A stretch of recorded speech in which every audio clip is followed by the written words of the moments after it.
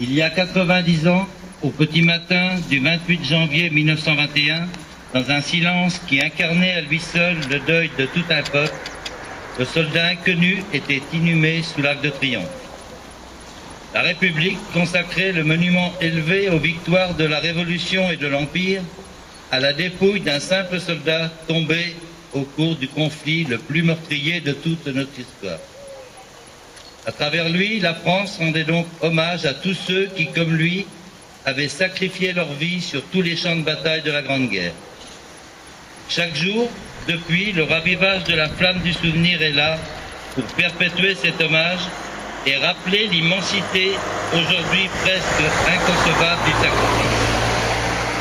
Au fil du temps, les morts de la Seconde Guerre mondiale, d'Indochine et d'Afrique du Nord furent à leur tour honorés sous l'Arc de Triomphe.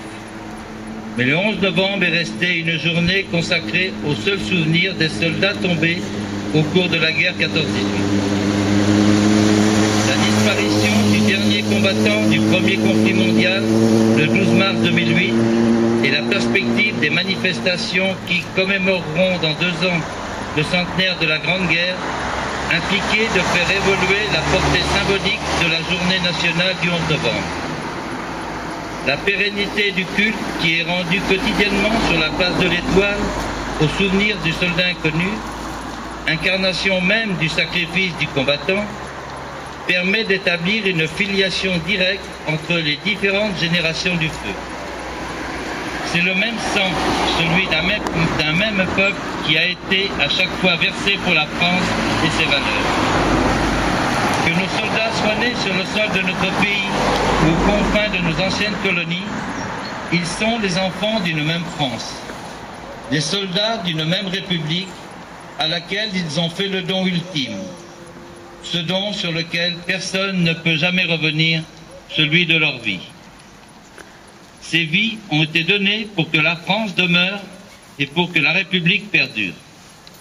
Quel que soit le lieu, quel que soit le moment de notre histoire, ce don est sacré et il mérite le même hommage, la même reconnaissance, la même ferveur.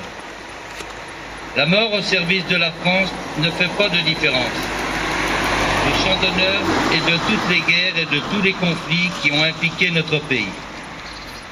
C'est pour cette raison que désormais, chaque 11 novembre, tous ceux qui ont donné leur vie pour la France, que ce soit pour la défense de la patrie ou lors des opérations extérieures auxquelles notre pays participe, seront également associés à cet hommage solennel de la nation.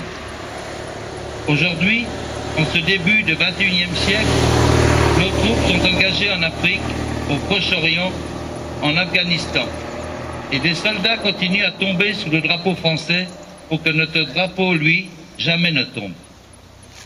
Il est juste et légitime que ces soldats rejoignent désormais dans la commémoration ceux qui les ont précédés dans le sacrifice au cours du XXe siècle, au service de notre destin et de nos valeurs, pour que vive la République et que vive la France.